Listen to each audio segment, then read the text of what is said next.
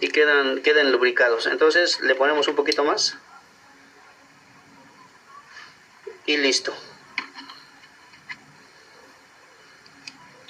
Ya con ese pues ya es suficiente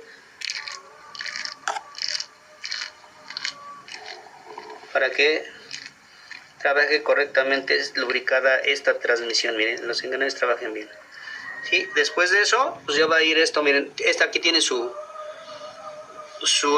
sello o rin, ¿sí? Para que selle, ¿sí? Y obviamente va al poste, pero hay que aplicarle silicón en esta parte.